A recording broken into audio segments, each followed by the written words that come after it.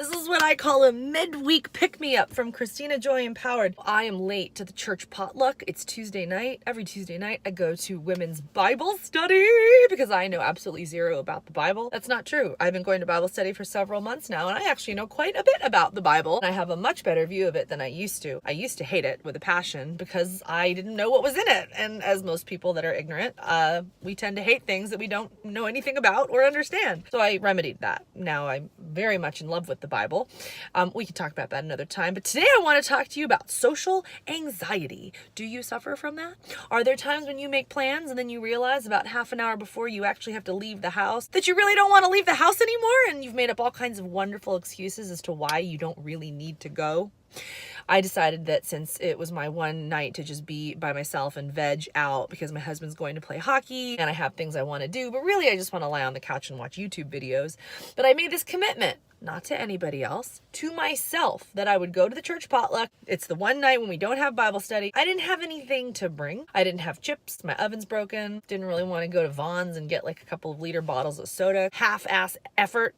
But what I did was I just got up off the couch and I did it anyway.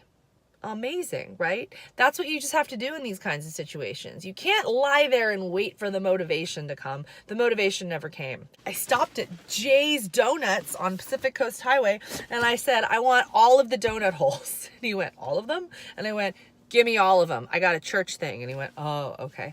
So I spent $8 and I bought 5 dozen donut holes, which are probably kind of old right now. But you know what? Donut holes, it's never a problem if they're stale. They're still good. So I'm going to go to this event. I'm going to put on my best face. And the thing with church functions is that I know I'm going for fellowship. I know I'm not going for any kind of personal gain. Back before I found who I was in Christ, I did things only for personal gain. Like if there was, a party and I knew there would be good drugs there, I would go because I wanted drugs, or I wanted to hook up with a guy, or I wanted to network because I knew people would be there that could maybe further my career. I seldom went anywhere just for the pure and simple pleasure of being of service, being in fellowship, sharing with like-minded people who just don't want to be lonely. Whew, this is hard. I never thought I would be here. Christina Joy Howard, now Melton, operating under this moniker Christina Joy Empowered, would be in a church parking lot at 7:32 in the evening waiting to go in, making a video about how social anxiety can get me to do things like cancel on myself and others. I really try not to cancel anymore because you and I both know that when people cancel on you, it really ticks you off, doesn't it? And you always lie and you say, oh, that's okay. You can't say anything. You can't call them out. I did once. That was back before I learned how to be a socially acceptable person. I would call people out and it didn't make them happy and it just made me look bad. And at the end of the day, you kind of just have to let it fall. In French, there's a term, laisse tomber, which means let it fall. What is it? That does not matter. Let it fall. You don't need to hold it up anymore. Let it fall. Laisse tomber. And that's how I feel about people who decide to cancel on me last minute now, especially when it's my wedding. Just kidding. Can't come to your wedding, even though you've already paid for that. Anyway, let's not go into that. I'm trying to work through that resentment. This is how I consistently show up, not just for myself, but for God. And in doing that, I indirectly show up for other people, because in showing up for myself and for God, what I'm doing is I'm paving the way for other people in my life to not be disappointed by my selfish and self-centered needs to be comfortable and lazy.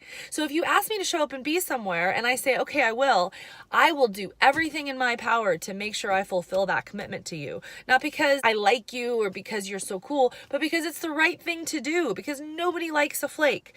So here I go, you guys. I hope this midweek pick-me-up helped you out if you're maybe sitting at home thinking, ugh, I really want to cancel on this date, or I really want to call in sick to work, or I really don't want to write the next pages of my book, or I really don't want to submit myself to another audition, or I maybe don't want to give my mom a call and ask her how she is because she's going to talk my ear off and then inadvertently insult me and tell me that I'm a failure. Anyway, at the end of the day, if you commit to yourself, that's the best person you can commit to, because indirectly committing to other people through your commitment to yourself and God is probably one of the best ways to reinforce the best possible relationships with every single human being you know.